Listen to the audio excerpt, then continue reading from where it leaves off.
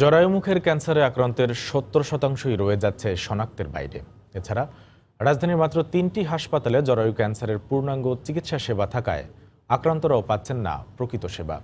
তাই জেলা হাসপাতালগুলোতে চিকিৎসক ও শয্যা সৃষ্টির পাশাপাশি ব্যাপকভাবে স্ক্রিনিং প্রোগ্রাম হাতে নিতে জাতীয় নীতিমালা তৈরির আহ্বান বিশেষজ্ঞদের। মোহাম্মদ শাহিনের ছবিতে দেখুন মুজাহিদ শুভর রিপোর্ট। জীবনের শেষ প্রান্তে এসে জাহেদা বেগম জেনেছেন জরায়ুমুখের ক্যান্সারে আক্রান্ত তিনি। দীর্ঘদিন থেকে ভুগলেও পরিবারের কাছে গুরুত্ব পাননি। অবশেষে স্থানীয় একটি ক্যান্সার স্ক্রিনিং সেন্টারে ধরা পড়ে তার জরায়ুর নানা সমস্যা।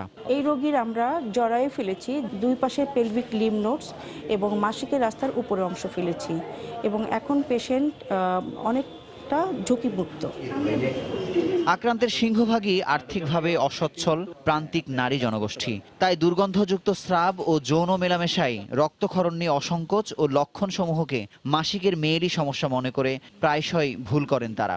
শেষ সময়ে লক্ষণ প্রকাশ পাওয়ায় প্রথম দিকে জানতেই পারেন না বেশিরভাগ ভুক্তভোগী। বাবার তো বড় টিউমার হয়েছে, তখন আমি ডাক্তারের কাছে যাই, ডাক্তাররা পরীক্ষা দিয়েছে, পরীক্ষা করার পরে ধরা পড়েছে আমার জরায়ুতে ক্যান্সার হয়েছে। আপনারা মাঝে মাঝে ডাক্তারের কাছে গিয়ে জরায়ু পরীক্ষা করেন, যাতে কোনোদিন আমার মতো এরকম সমস্যা না হয়।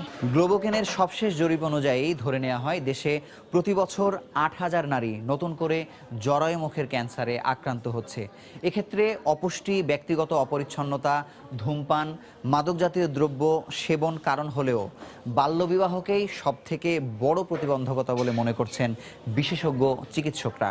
পরিপক্কতা আসা, এই আসার আগেই যখন একটা মেয়ের বিয়ে হয়ে যাচ্ছে এবং বিয়ে হওয়া মানে একটা শারীরিক সম্পর্ক হচ্ছে, বাচ্চা হচ্ছে, জরায়ুর কোষগুলা এক ধরনের আক্রান্ত হচ্ছে, যেটাকে আলটিমেটলি কিছু পরিবর্তনের মধ্য দিয়ে জরায়ুমুখের ক্যান্সারের রূপ নিচ্ছে। আমাদের এখন প্রধান কাজ হলো বাল্য বিবাহের বিরুদ্ধে একটা সামাজিক আন্দোলন গড়ে তোলা। বিশেষজ্ঞরা বলছেন শনাক্তের আগে আক্রান্তের অর্ধেক নারী মৃত্যুর শিকার হচ্ছেন। তাই জাতীয় নীতিমালার মাধ্যমে ঝুঁকিপূর্ণ নারীদের স্ক্রিনিং ও আক্রান্তদের চিকিৎসার সহজ সুযোগ সৃষ্টির আহ্বান বিশেষজ্ঞদের। রুগী আসে, আমরা তাদেরকে স্ক্রিনিং করি, কিন্তু ওটা না করে রুগীকে কল করে ইনভাইট করে এনে রেগুলার একটা ইন্টারভিউলে স্ক্রিনিং করতে হবে। এটা করলে কোনো মেয়ে স্ক্রিনিং থেকে বাদ যাবে না।